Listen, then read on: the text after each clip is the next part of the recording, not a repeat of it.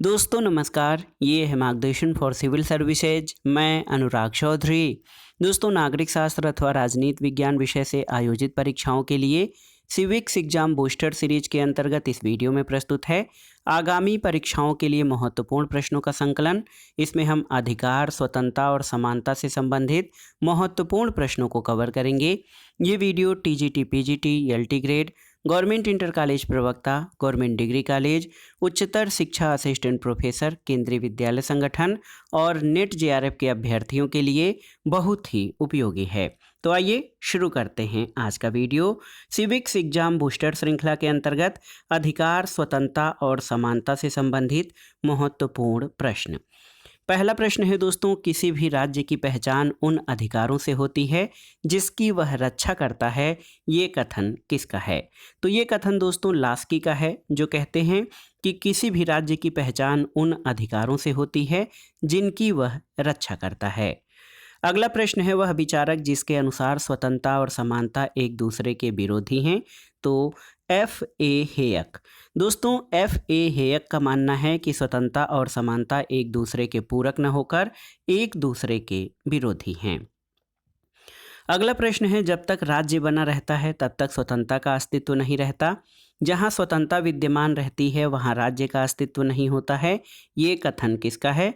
तो ये कथन लेनिन का है, जो कहते हैं कि जब तक राज्य बना रहता है तब तक स्वतंत्रता का अस्तित्व नहीं रहता। जहाँ स्वतंत्रता विद्यमान रहती है वहाँ राज्य का अस्तित्व नहीं रहता है। अगला प्रश्न है दोस्तों, स्वतंत्रता का प्राचीनतम सिद्धांत कौन सा है?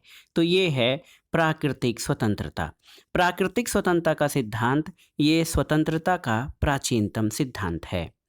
अगला प्रश्न है दोस्तों, स्वतंत्रता अतिशासन का विरोधी है या स्वतंत्रता अतिशय शासन का विपर्याय है? ये कथन किसका है? तो ये सीले का कथन है। अगला प्रश्न है, वह विचारक जिसने स्वतंत्रता तथा समानता को एक दूसरे का पूरक माना है। तो ये हैं मैकाइवर। दोस्तों, मैकाइवर ने स्वतंत्रता और समानता को एक दूसरे का पूरक माना है। अगला प्रश्न है, वह विद्वान जिसने जॉन रॉल्स के चिंतन को ग्लेडस्टनवादी और स्पेंसरवादी माना है। तो ये एक विचारक हैं ब्रायन बैरी। ब्रायन बैरी ने दोस्तों जॉन रॉल्स के चिंतन को ग्लेडस्टनवादी और स्पेंसरवादी माना है। अगला प्रश्न है, सांस्कृतिक अधिकारों की अग्रदूत हैं कौन? तो विल किमलिका जो हैं ये सांस्कृतिक अधिकार या कल्चरल राइट्स की अग्रदूत हैं। अगला प्रश्न है दोस्तों, किसको सामाजिक हित के विरुद्ध कोई अधिकार नहीं दिए जा सकते हैं? तो उत्तर है मनुष्य को। मनुष्य को सामाजिक हित या सामाजिक कल्याण के विरुद्ध कोई अधिकार नहीं दिए जा सकते हैं। अगला प्रश्न है दोस्तों, सामाजिक न्याय का लक्ष्य क्या है? तो सामाजिक न्याय का लक्ष्य सामाजिक हित होता है, यानी ऐसे समाज में ही सामाजिक न्याय की उत्पत्ति या प्राप्ति हो सकती है जहां पर सामाजिक हित को प्रमुखता दी जाती है। अगला प्रश्न है, वर्तमान समय में बन रही सर्वसम्मति के अनुसार स्वतंत्रता में क्या चीज़ें निहित होनी चाहिए? तो कतिपय भौतिक और विधिक अवरोधों का अभाव, कतिपय सिविल और राजनैतिक स्वतंत्रताओं की विद्यमानता, आय, शिक्षा और स्वास्थ्य के सामाजिक प्रावधान और सांस्कृतिक तादात्म्य का संरक्षण। ये वर्तमान समय में बन रही सर्वसम्मति के अनुसार स्वतंत्रता में ये सारी चीज़ें निहित होनी चाहिए। अगला प्रश्न है दोस्तों, बार बार परीक्षाओं में पूछा गया है कि हर राज्य की पहचान इस बात से होती है कि उसने किन अधिकारों को मान्यता दे रखी है। राज्य अधिकारों को जन्म नहीं देता बल्कि उन्हें मान्यता प्रदान करता है। ये कथन किसका है? तो ये कथन लास्की का है। लास्की का पूरा नाम हेरोल्ड जोसेफ लास्की है। उन्होंने कहा है कि प्रत्येक राज्य की पहचान इस बात से होती है कि उसने किन अधिकारों को मान्यता दे रखी है। अगला प्रश्न है, वह दार्शनिक जिसने कहा था कि समानता अप्राकृतिक और अवांछनीय है। तो ये अरस्तु का कथन है। अरस्तु का मानना था कि समानता अप्राकृतिक और अवांछनीय है। अगला प्रश्न है दोस्तों, एक कथन है कि आर्थिक समानता के बिना राजनीतिक स्वतंत्रता एक मिथक है। ये किसका कथन है? तो ये G.D.H. कोल का कथन है, जो कहते हैं कि आर्थिक समानता के बिना राजनीतिक स्वतंत्रता एक मिथक है। अगला प्रश्न है, स्वतंत्रता और समानता को एक दूसरे का पूरक कौन मानते हैं? तो आर.एम. मैकाइवर ने दोस्तों स्वतंत्रता और समानता को एक दूसरे का पूरक माना है। अगला प्रश्न है दोस्तों, समानता की अभिलाषा के कारण स्वतंत्रता की आशा ही व्यर्थ हो गई है। ये प्रसिद्ध कथन किसका है? तो ये लॉर्ड एक्टन का कथन है। और देखिए, स्वतंत्रता और समानता एक दूसरे के विरोधी हैं। ये मत किसका है? तो स्वतंत्रता और समानता को एक दूसरे के विरोधी मानने वाले विचारकों में लॉर्ड एक्टन का नाम प्रमुख है। और स्वतंत्रता और समानता को लॉर्ड एक्टन एक दूसरे का विरोधी मानते हैं। स्वतंत्रता और समानता एक दूसरे के पूरक हैं, ये किसका मानना है? तो R.H. टोनी एक विचारक हैं, इनका मानना है कि स्वतंत्रता और समानता एक दूसरे के पूरक हैं। अगला प्रश्न एक कथन है दोस्तों, ईश्वर जिसने हमें जीवन दिया है उसी ने हमें स्वतंत्रता भी दी है। ये कथन किसका है? तो ये जेफरसन का कथन है। और देखिए, वह घोषणा पत्र जिसने घोषित किया कि सभी व्यक्ति समान रूप से निर्मित हैं, ये अमेरिकी स्वतंत्रता का घोषणा पत्र। दोस्तों, अमेरिकी स्वतंत्रता के घोषणा पत्र में ये वर्णन किया गया है या घोषित किया गया है कि सभी व्यक्ति समान रूप से निर्मित हैं। अगला प्रश्न है दोस्तों, राल्स के सिद्धांत में न्याय सिद्धांत की स्थापना उन लोगों के द्वारा की जाती है जो किससे प्रभावित होते हैं?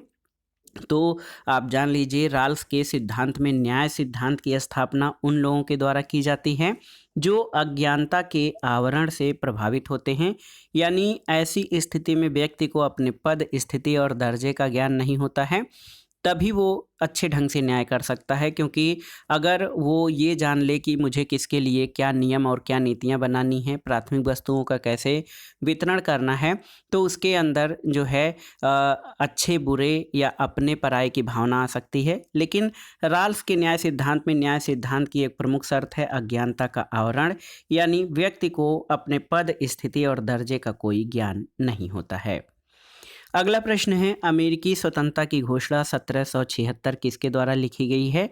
तो थॉमस जेफरसन ने अमेरिकी स्वतंत्रता की घोषणा लिखी है। अगला प्रश्न है दोस्तों, नकारात्मक स्वतंत्रता की रक्षा के लिए आइजिया बर्लिन क्या तर्क देते हैं? तो उत्तर है, एक स्वतंत्र व्यक्ति वह है जो अपनी शक्ति और बुद्धि से जो करने से सक्षम है, उसे वह करने में कोई बाधा नहीं है जिसे करने की उसकी इच्छा है। तो याद रखिएगा, नकारात्मक स्वतंत्रता की रक्षा के लिए आइजिया बर्लिन का तर्क है कि एक स्वतंत्र व्यक्ति वह है जो अपनी शक्ति और बुद्धि से जो करने से सक्षम है, उसे करने में कोई बाधा नहीं है जिसे करने की उसकी इच्छा है। अगला प्रश्न है, सकारात्मक समानता को समझा जा सकता है तो अवसर की उपलब्धता के रूप में। और देखिए, किसने स्वतंत्रता का वर्णन इस प्रकार से किया है कि अहस्तक्षेप का क्षेत्र जितना विस्तृत होगा, मेरी स्वतंत्रता उतनी ही विस्तृत होगी। ये आइजिया बर्लिन का मानना है। दोस्तों, आइजिया बर्लिन ने स्वतंत्रता का वर्णन इस तरह से किया है कि अहस्तक्षेप का क्षेत्र जितना विस्तृत होगा, मेरी स्वतंत्रता उतनी ही विस्तृत होगी। अगला प्रश्न है, हेराल्ड लास्की के अनुसार राजनीतिक समानता का अर्थ क्या है? तो राजनीतिक समानता का अर्थ उस अधिकार से है कि जो उस शक्ति का प्रयोग करता है वो लोकतांत्रिक शासन के नियमों के अधीन होना चाहिए। अगला प्रश्न है, समानता को वर्गों के उन्मूलन और सभी के लिए समान सामाजिक स्थिति के रूप में परिभाषित किया गया है। तो ये समानता की परिभाषा किसके द्वारा दी गई है? मार्क्सवादी लेनिनवादी विचारधारा में समानता को वर्गों के उन्मूलन और सभी के लिए समान सामाजिक स्थिति के रूप में परिभाषित किया गया है। अगला प्रश्न है दोस्तों, देखिए, महत्वपूर्ण प्रश्न है कि सामाजिक परिवर्तनीयता को सुगम बनाने के लिए शैक्षणिक संस्थानों को समान आधार पर खुलापन किसका उदाहरण है? तो ये सामाजिक समानता का उदाहरण है। स्वतंत्रता को गैर हस्तक्षेप के रूप में परिभाषित करते हुए सार्वजनिक नीति का उद्देश्य खुशी से अधिक लोगों की चिंताजनक पीड़ा को कम करना क्या मानता है? कौन मानता है? तो ये हैं कार्ल पापर। दोस्तों, कार्ल पापर का मानना है कि स्वतंत्रता को गैर हस्तक्षेप के रूप में माना जाना चाहिए और सार्वजनिक नीति का उद्देश्य खुशी से अधिक लोगों की चिंताजनक पीड़ा को कम करना है। न्याय के सामाजिक सिद्धांत के प्रस्तावक कौन हैं? तो जॉन रॉल्स न्याय के सामाजिक सिद्धांत के प्रस्तावक हैं। अगला प्रश्न है दोस्तों, जस्टिस शब्द लैटिन शब्द किस लैटिन शब्द से लिया गया है? तो ये जस शब्द से लिया गया है, जो कि लैटिन भाषा का शब्द है। अगला प्रश्न है दोस्तों, multi cultural citizenship A liberal theory of minority rights 1995 पुस्तक किसके द्वारा लिखी गई है? तो याद रखिएगा, विल किमलिका की पुस्तक है multi cultural citizenship A liberal theory of minority rights. अगला प्रश्न है, जस्टिस शब्द जस से निकला है, जस का संबंध किस भाषा से है? तो जस का संबंध लैटिन भाषा से है। अगला प्रश्न है, न्याय का अर्थ क्या है? तो न्याय का अर्थ है कोई भेदभाव नहीं किया जा सकता है। न्याय ऐसी स्थिति है जिसमें समाज के किसी भी व्यक्ति के साथ कोई भेदभाव नहीं किया जा सकता है और किसी को कोई विशेषाधिकार न दिया जाए। अगला प्रश्न है दोस्तों, सामाजिक न्याय या सोशल जस्टिस से क्या तात्पर्य है? तो आप जान लीजिए, समाज में सभी प्रकार के भेदभाव जैसे जाति, रंग, धर्म, लिंग या जो है वर्ण के आधार पर जो सुविधा है वो समाप्त हो जाए, सभी के साथ जो है एक समान व्यवहार किया जाए, समान व्यवहार किया जाए और किसी को कोई विशेषाधिकार न हो, इसको ही सामाजिक न्याय कहते हैं। अगला प्रश्न है, शक्तिशाली का हित साधन ही न्याय है, ये कथन किसका है? तो ये कथन थ्रेसिमेकस का है। थ्रेसिमेकस कहते हैं कि जो व्यक्ति शक्तिशाली है उसकी ही चलती है, यानी माइट इज राइट, और शक्तिशाली व्यक्ति जो चाहे वो करा सकता है, इसी को न्याय कहते हैं। अगला प्रश्न है दोस्तों, राल्स के अनुसार न्याय के लक्षण क्या हैं? तो राल्स कहता है कि न्याय समाज का प्रथम सद्गुण है। दूसरा, ये प्रक्रियात्मक न्याय की प्रधानता है। और तीसरा, सामाजिक न्याय से सरोकार, ये राल्स के अनुसार न्याय के लक्षण हैं। अगला प्रश्न है, वितरक न्याय के सिद्धांत का प्रतिपादन सबसे पहले किसके द्वारा किया गया था? तो अरस्तु के द्वारा। राल्स की न्याय की धारणा कैसी है? तो राल्स की न्याय की धारणा उदारवादी है। अगला प्रश्न है, एक कथन है कि राज्य का कार्य एक उत्तम जीवन के मार्ग में आने वाली बाधाओं को दूर करना है, ये T.H. ग्रीन का कथन है। बाधाओं को बाधित करना, यानी राज्य का कार्य व्यक्ति के जीवन के मार्ग में आने वाली बाधाओं को दूर करना है, ये T.H. ग्रीन का कथन है। अगला प्रश्न एक कथन है, परिभाषा है कि राज्य एक निश्चित क्षेत्र के अंदर विधि के लिए संगठित जनता है, ये कथन किसका है? तो ये वुडरो विल्सन का कथन है। और राज्य का कार्य अच्छे जीवन की बाधाओं के मार्ग में बाधा पहुंचाना है, ये ग्रीन का कथन है। अगला प्रश्न है दोस्तों, राज्य सिर्फ समुदाय ही नहीं वरन सर्वोच्च समुदाय है, ये कथन किसका है? तो ये अरस्तु का कथन है। अरस्तु का कहना है कि राज्य सिर्फ समुदाय ही नहीं वरन सर्वोच्च समुदाय है। अगला प्रश्न है दोस्तों, राज्य के यांत्रिक स्वरूप की अवधारणा का समर्थक कौन नहीं है? तो ग्रीन जो है वो राज्य के यांत्रिक स्वरूप की अवधारणा का समर्थक नहीं है। और देखिए दोस्तों, यहाँ पर एक प्रश्न आपके लिए है, निरंतर जागरूकता स्वतंत्रता का मूल्य है, ये कथन किसका है? निरंतर जागरूकता स्वतंत्रता का मूल्य है, ये कथन किसका है? तो ये आपके लिए प्रश्न है, आपको बताना है, खोज के बताना है, सही बताना है कि निरंतर जागरूकता ही स्वतंत्रता का मूल्य है, ये कथन किस विचारक के द्वारा कहा गया है। अगला प्रश्न है, प्रकृति ने सभी मनुष्यों को समान बनाया है, इसका अर्थ क्या है? तो आप जान लीजिए, प्रकृति ने सभी मनुष्यों को समान बनाया है, इसका अर्थ है सभी व्यक्ति प्राकृतिक रूप से समान हैं और ये प्राकृतिक समानता की अवधारणा के अंतर्गत माना जाता है। अगला प्रश्न है, किस प्रकार की सरकार में संप्रभुता जनता में निहित होती है? तो याद रखिएगा, जनतंत्र में। जनतंत्र या डेमोक्रेसी में जो संप्रभुता है वो जनता में निहित होती है। अगला प्रश्न है दोस्तों, वितरणात्मक न्याय मुख्यतः सम्मान या संपदा के वितरण से संबंधित है, ऐसा कथन किसका है? तो ये अरस्तु का कथन है। और देखिए, सकारात्मक स्वतंत्रता क्या है? तो विकल्प चयन की स्वतंत्रता को सकारात्मक स्वतंत्रता कहते हैं, यानी विभिन्न विकल्पों में से किसी को विकल्प चयन करने की जो स्वतंत्रता होती है वो सकारात्मक स्वतंत्रता के अंतर्गत आती है। एक महत्वपूर्ण कथन है, बार बार परीक्षाओं में पूछा जाता है कि वितरणात्मक समानता को लोगों की सामर्थ्य समान करने से संबंधित होना चाहिए, इस विचार के समर्थक कौन हैं? तो नोबेल पुरस्कार प्राप्तकर्ता अर्थशास्त्री अमर्त्य सेन का विचार है कि वितरणात्मक समानता जो डिस्ट्रीब्यूटिव इक्वलिटी है, इसको लोगों की सामर्थ्य समान करने से संबंधित होना चाहिए। अगला प्रश्न है दोस्तों, नकारात्मक और सकारात्मक अधिकार के विचार के बारे में सही क्या है? तो देखिए नकारात्मक अधिकारों में गैर हस्तक्षेप शामिल होता है, जबकि सकारात्मक अधिकारों में कर्तव्य शामिल होते हैं। तो ये नकारात्मक और सकारात्मक अधिकार के विचार के बारे में सही है। नकारात्मक अधिकारों में गैर हस्तक्षेप शामिल होता है, जबकि सकारात्मक अधिकारों में कर्तव्य शामिल होते हैं।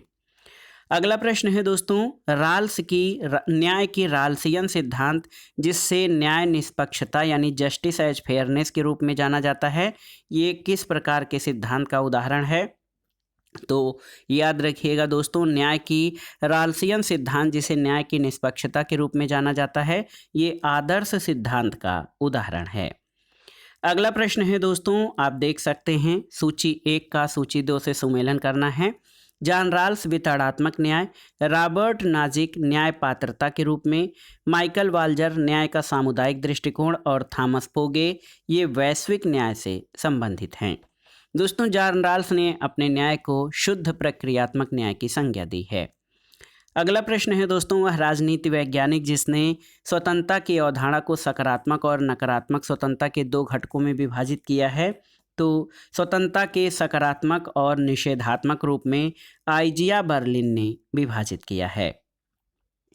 अगला प्रश्न है दोस्तों, देखिए बहुत ही महत्वपूर्ण है कि वह विद्वान जिसे वितरणात्मक न्याय की सामुदायिक आलोचना के लिए जिम्मेदार ठहराया जा सकता है, तो ये माइकल सैंडल हैं। स्वतंत्रता समस्त प्रतिबंधों का अभाव है, ये कथन किसका है? तो ये सीले का कथन है। एक चिंतक जिसने स्वतंत्रता के वास्तविक अर्थ को समझने के लिए इसके दोनों यानी निषेधात्मक और सकारात्मक पक्षों पर बल दिया, तो ये हैं आइजिया बर्लिन। अगला प्रश्न है दोस्तों, स्वतंत्रता और समानता साथ साथ नहीं रह सकते, ये किसका कथन है? तो ये लॉर्ड एक्टन का कथन है। समानता के लिए तीव्र इच्छा ने स्वतंत्रता की आशा को व्यर्थ कर दिया है, ये कथन लॉर्ड एक्टन का है। और समानता के प्रति आग्रह ने स्वतंत्रता की आशा को व्यर्थ बना दिया है, ये भी लॉर्ड एक्टन का कथन है। अगला प्रश्न है दोस्तों, स्वतंत्रता और समानता का सर्वश्रेष्ठ सामंजस्य प्राप्त करना संभव है किसमें? तो लोकतांत्रिक समाजवादी व्यवस्था में, क्योंकि लोकतंत्र स्वतंत्रता पर बल देता है और जो समानता है समाजवाद समानता पर बल देता है। तो लोकतांत्रिक समाजवादी व्यवस्था स्वतंत्रता और समानता में सामंजस्य स्थापित करने का प्रयास करती है। अगला प्रश्न है दोस्तों, फ्रांसीसी और अमेरिकी क्रांतियों ने किस अवधारणा का समर्थन किया है? तो उत्तर है प्राकृतिक अधिकारों की अवधारणा का। और एक महत्वपूर्ण कथन है दोस्तों, स्वतंत्रता की समस्या का एकमात्र हल है कि वह समानता में निहित है, यानी स्वतंत्रता और समानता एक दूसरे के पूरक हैं। तो ये कथन पोलार्ड का है। याद रखिएगा, स्वतंत्रता की समस्या का एकमात्र हल है कि वो समानता में निहित है, ये पोलार्ड का कथन है। अगला प्रश्न है दोस्तों, समाज में समानता का निहितार्थ अभाव क्या है? तो आप जान लीजिए, समाज में समानता का निहितार्थ अभाव विशेषाधिकारों का अभाव है। ऐसे समाज जिसमें कोई विशेषाधिकार नहीं होते हैं, उसी समाज में सर्वश्रेष्ठ रूप से समानता की बात कही जा सकती है। अगला प्रश्न है दोस्तों, राजनीतिक समानता की सर्वश्रेष्ठ गारंटी कहाँ पर है? तो लोकतंत्र में यानी जनतंत्र में दोस्तों राजनीतिक समानता की सर्वश्रेष्ठ गारंटी है। अगला प्रश्न है दोस्तों, स्वतंत्रता इसके अलावा और कुछ नहीं कि उस इच्छा को प्रोत्साहित करना जो विनम्र व्यक्तियों के अनुदिष्ट अंतःकरण पर आधारित हो। इस वक्तव्य को कौन मानता है? तो ये उदारवाद की मान्यता है। दोस्तों उदारवाद का मानना है कि स्वतंत्रता को इसके अलावा और कुछ नहीं कहा जा सकता जो उस इच्छा को प्रोत्साहित करता है जो विनम्र व्यक्तियों के अनुदिष्ट अंतःकरण पर आधारित हों। अगला प्रश्न है, जनतंत्री समाजवाद और मार्क्सवादी समाजवाद एक दूसरे से इस आधार पर भिन्न हैं कि वह जोर देते हैं किस पर? तो ये व्यक्ति स्वतंत्रता पर जोर देते हैं। दोस्तों समानता के उदारवादी विचार से आर्थिक समानता प्रकार की समानता अनुरूप नहीं है। तो समानता के उदारवादी विचार में दोस्तों यहाँ पर जो है राजनीतिक समानता की बात की जाती है। यहाँ पर आप जान लीजिए आर्थिक समानता की बात नहीं की जा सकती है, क्योंकि आर्थिक समानता की बात जो है समाजवाद में की जाती है। अगला प्रश्न है दोस्तों, ग्रीन ने स्वतंत्रता को क्या माना है? तो करने योग्य कार्य की क्षमता। ग्रीन ने स्वतंत्रता को करने योग्य कार्य की क्षमता माना है। अगला प्रश्न है, अधिकारों के संबंध में एक महत्वपूर्ण परिभाषा है कि अधिकार वह दावा है जिसे समाज स्वीकार करता है और राज्य लागू करता है। ये कथन किसका है? तो ये बोसांके का कथन है। न्याय का सार्वलौकिक तत्व क्या है? तो आप जान लीजिए, न्याय बंधनों पर बल देता है। क्यों? क्योंकि सभी प्रकार के बंधनों का अभाव इसको जो है स्वतंत्रता नहीं बल्कि उच्छृंखलता कहा जाएगा। जब न्याय जो है, सही न्याय या सही मायने में न्याय वही होगा जिसमें कुछ मात्रा में प्रतिबंध या बंधन हो। अगला प्रश्न है, अधिकारों का ऐतिहासिक सिद्धांत की मूल विशेषता क्या है? तो अधिकारों का ऐतिहासिक सिद्धांत मानता है कि राज्य परंपराओं की देन है। अगला प्रश्न है दोस्तों, वैधानिक अधिकारों के पीछे शक्ति किसकी होती है? तो कानून की शक्ति होती है। अगला है, अपने व्यक्तित्व के विकास के लिए सबको समान अवसर देने का प्रावधान हो। ये अर्थ किसका है? तो ये समानता का है। स्वतंत्रता और समानता एक दूसरे के विरोधी हैं या पूरक? तो याद रखिएगा, स्वतंत्रता और समानता एक दूसरे के पूरक हैं। अगला प्रश्न है दोस्तों, अधिकार विवेक पर आधारित वह मांग है जिसे समाज मान्यता देता है और राज्य द्वारा लागू किया जाता है। ये कथन किसका है? तो ये बोसांके का कथन है।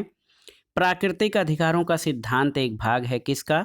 तो सामाजिक समझौता सिद्धांत का एक भाग है प्राकृतिक अधिकारों का सिद्धांत। अगला प्रश्न है, अधिकार राज्य द्वारा निर्मित हैं। ये कौन मानता है? तो अधिकारों का कानूनी सिद्धांत ये मानता है कि अधिकार राज्य द्वारा निर्मित हैं।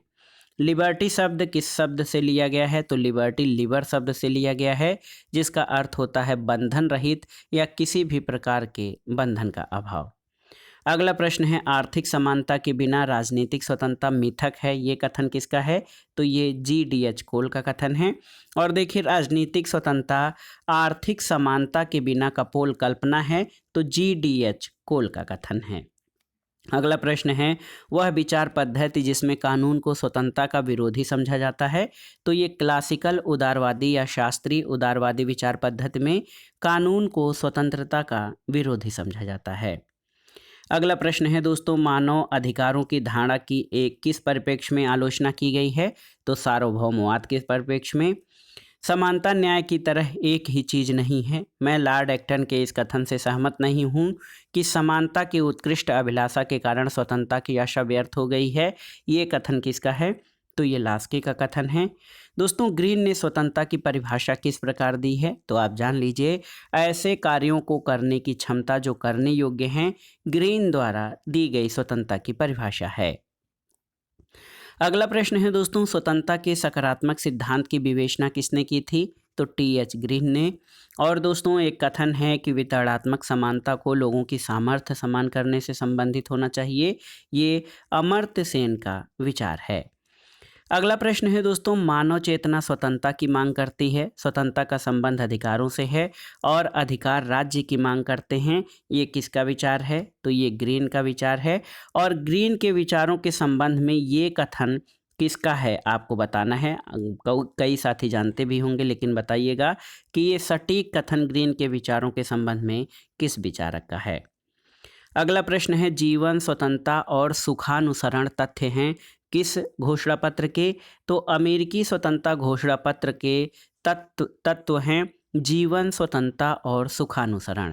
स्वतंत्रता, समानता और बंधुत्व का नारा किसका है? तो 1789 के फ्रांसीसी क्रांति के घोषणा पत्र का नारा है लिबर्टी, इक्वलिटी एंड फ्रेटर्निटी। अगला प्रश्न है दोस्तों, मानव अधिकारों के संबंध में स्वतंत्र जन्मा है और स्वतंत्र रहेगा। इसे कहाँ से लिया गया है? तो ये फ्रांसीसी मानव अधिकार घोषणा पत्र अभिलेख से लिया गया है। अगला प्रश्न है दोस्तों, फ्रांस की क्रांति जो है व्यक्ति के अमूर्त अधिकारों पर आधारित थी, जबकि अंग्रेजी क्रांति अंग्रेजों के परंपरागत अधिकारों पर आधारित थी। ये कथन किसका है? तो ये एडमंड बर्क का कथन है। एडमंड बर्क किस सिद्धांत के समर्थक हैं? तो आप जान लीजिए, एडमंड बर्क ऐतिहासिक अधिकारों के सिद्धांत के समर्थक हैं। अगला प्रश्न है दोस्तों, अधिकार कानूनों तथा केवल कानूनों का फल है। बिना कानूनों के कोई अधिकार नहीं, कानूनों के खिलाफ कोई अधिकार नहीं और कानूनों से पहले कोई अधिकार नहीं है। ये कथन किसका है? तो ये बेंथम का कथन है। अधिकारों को निजी अधिकार और सार्वजनिक अधिकारों में किसने विभाजित किया है? तो स्पेंसर ने। और हमारी सामाजिक व्यवस्था का न्याय मुख्यतः इस बात पर आधारित है कि समाज में मूलभूत अधिकार तथा कर्तव्य कैसे हैं तथा समाज के विभिन्न क्षेत्रों में आर्थिक अवसर और सामाजिक परिस्थितियां कैसी हैं। ये कथन किसका है? तो ये जॉन रॉल्स का कथन है। अगला प्रश्न है दोस्तों, वह व्यवहारवादी विचारक जिसने अपने चिंतन में मानवीय स्वतंत्रता और प्रतिष्ठा को इरादों यानी इंटेंशन, प्रयोजन और प्रेरणा से जोड़ा है। तो ये हैं B.F. स्किनर। दोस्तों, स्किनर एक व्यवहारवादी विचारक हैं जिन्होंने अपने चिंतन में मानवीय स्वतंत्रता और प्रतिष्ठा को इरादों, प्रयोजन और प्रेरणा से जोड़ा है। सतत जागरूकता ही स्वतंत्रता का मूल्य है। तो मैंने आपसे पूछा था कि ये कथन किसका है, तो आप जान लीजिए लॉर्ड ब्राइस का कथन है। अधिकार संबंधी सबसे पुराना सिद्धांत कौन सा है? तो ये प्राकृतिक अधिकारों का सिद्धांत सबसे प्राचीनतम या पुरातन सिद्धांत है। एक कथन है जो आसान सा है कि मनुष्य स्वतंत्र उत्पन्न होता है किंतु वह सर्वत्र बंधनों में बंधा हुआ है। ये कथन किसका है? तो ये रूसो का कथन है। जहाँ कानून नहीं है वहाँ कोई स्वतंत्रता नहीं, ये उदारवादी विचारक जॉन लॉक का कथन है। वह विचारक जिसके अनुसार समानता प्राकृतिक, अप्राकृतिक और अवांछनीय है, ये अरस्तु का कहना है। और देखिए, स्वतंत्रता किसी करने योग्य अथवा उपभोग करने योग्य कार्य को करने अथवा उपभोग करने की सकारात्मक शक्ति है। ये विचार किसका है? तो ये T.H. ग्रीन का विचार है। दोस्तों, ग्रीन स्वतंत्रता के बारे में क्या विचार देते हैं? तो ग्रीन के अनुसार स्वतंत्रता उचित कार्य को करने की सकारात्मक शक्ति है। अगला प्रश्न है दोस्तों, नकारात्मक स्वतंत्रता की अवधारणा बल देती है किस पर? तो ये हस्तक्षेप की अनुपस्थिति पर। और देखिए, स्वतंत्रता और समानता एक दूसरे के पूरक हैं, ये मैकाइवर का कथन है। और अधिकारों का आदर्शवादी सिद्धांत अधिक महत्व देता है किसको? तो आंतरिक विकास को। अधिकारों का जो आदर्शवादी सिद्धांत है वो व्यक्ति के संपूर्ण और सर्वांगीण विकास, जिसमें कि आंतरिक विकास निहित होता है, उस पर अधिक बल देता है।